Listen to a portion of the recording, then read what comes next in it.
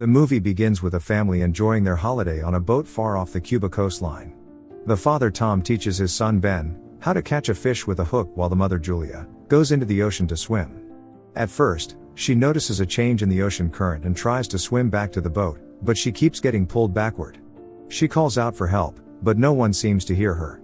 Even her daughter Cassie, who sits closest to her, is wearing headphones and listening to some music, so she can't hear Julia's screams for help. Fortunately, Tom hears her voice and quickly rushes to help. Seeing his wife far from the boat, he dives in and saves her from drowning. After she's successfully rescued, Tom tells them to always be on the safe side by informing him whenever they want to swim so they can look out for each other. That night, the family celebrates Ben's 13th birthday, where everyone presents their special gifts for the birthday boy. Cassie calls her boyfriend in Miami to catch up, and while they talk, she notices a heavy storm forming behind him, causing the connection to lag until it finally disconnects. Outside the boat, the family hears a whale sound and goes outside to check, where they find a group of whales. Tom explains that whales use the Earth's magnetic field to navigate, sensing something weird because they are about to reach the Cuba shore, meaning they're heading towards land. At that moment, a whale moves underneath the boat, causing some damage to the boat's propellers. Tom dives in afterward to make some repairs, only to surface later with a cut on his shoulder. Cassie stitches the injury as he reveals that when he was about to fix the propellers, he felt something weird moving behind him. He suddenly turned and got cut by the propeller's blade. Cassie keeps checking her phone for a connection. She gets frustrated that she can't find any service. Meanwhile, her mom tries the local radio, but nothing seems to work, making them even more frustrated. At that moment, they notice on the boat radar some objects suddenly appearing, so they quickly go out to check, only to find a meteor land on the ocean not too far from them. Upon closer inspection, it turns out to be a debris from a damaged satellite. In a panic, Tom tries to propel the boat out of danger, but unfortunately, the damaged engine parts become even more problematic the harder he tries. With the ocean current getting more violent, Tom prepares the family for the worst by bringing out life jackets for everyone to put on. Julia gets a nosebleed while Cassie throws up due to the violent movement of the boat. Tom keeps trying the radio to get help, but still, there is no response, as everyone passes out from the eerie sound wave coming from outside the boat. The next day, the family wakes up to find their boat sitting on dry land.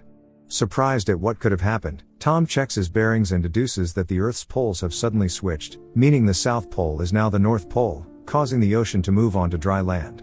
Unable to accept this reality, Cassie cries bitterly, fearing that her boyfriend in Miami is dead.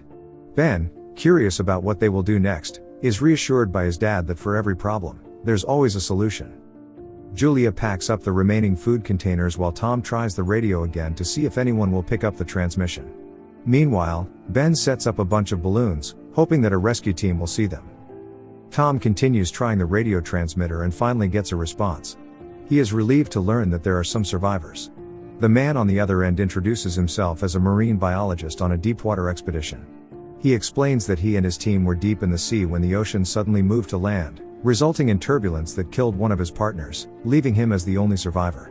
He also mentions that, according to his calculations, the ocean is bound to return to its original position in about a week and urges them to get to higher ground for a chance of survival. Tom begs the marine biologist to allow his kids to get into the submersible with him since it can only hold 3 people. The man agrees and gives Tom the coordinates for the submersible. Based on his calculations, Tom deduces that it will take them about 2 days to reach the water vessels and tells his kids to get their things ready for their departure the next morning. The following morning, as the family prepares to start their journey, they suddenly notice a strange man heading towards them, likely drawn by Ben's balloons. Ben offers the stranger some water, noticing that the man is limping and asks if he's alright. Suddenly, the stranger attacks Tom, knocking him to the ground and stabbing him before delivering a final cut to his throat. Cassie witnesses this and hurriedly returns to the boat. The strange man throws his spear at her, narrowly missing but managing to cut her.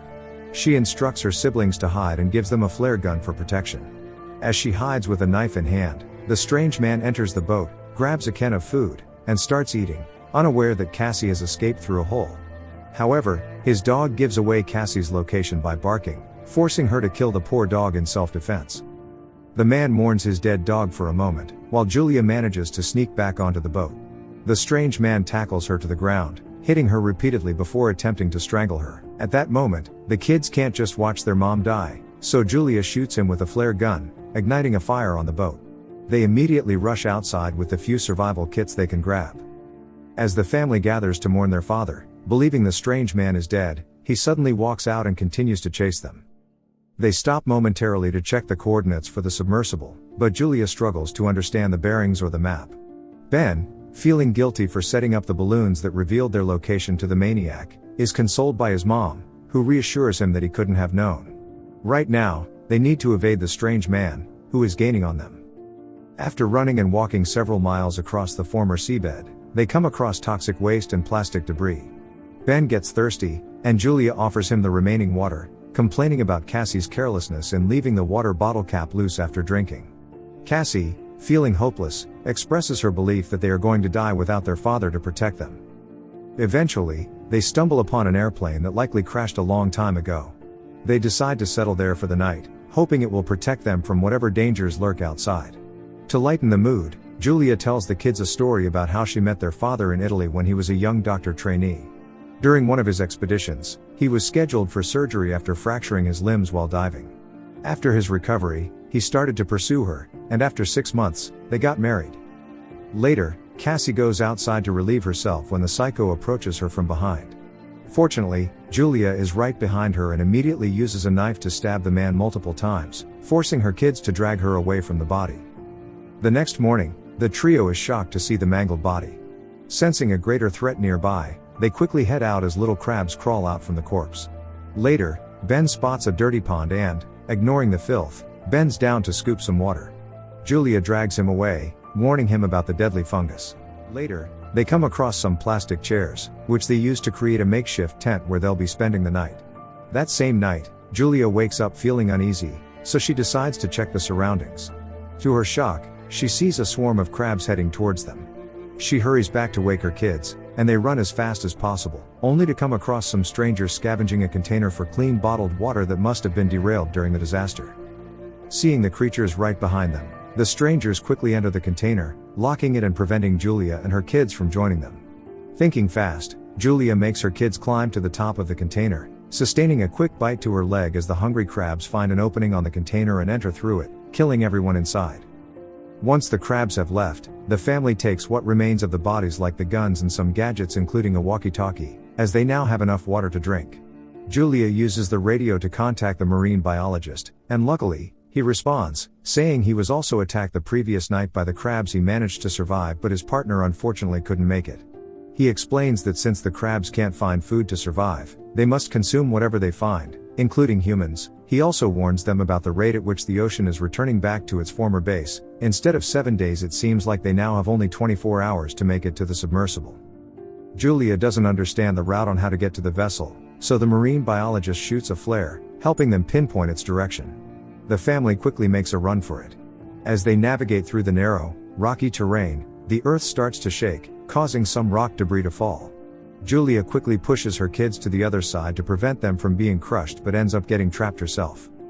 Seeing there's no way for her to reach them, she tells the kids to get to the submersible before the ocean returns. It's a hard pill for the kids to swallow, but they know they must move on without her. After some difficult climbs through the rocky terrain, the kids finally make it to the submersible, only to find that the marine biologist is badly injured and can't survive his wounds. While Cassie runs back to help her mom, who is on the other side, fighting off some hungry crabs who wants to have her for lunch. Julia starts shooting, managing to kill some that almost reach her. When Cassie finally arrives, she helps her climb past the rocks, and together they head towards the vessel.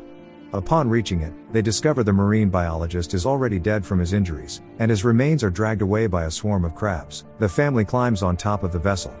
Ben uses a gun to kill any crabs that try to reach them while the others attempt to open the hatch.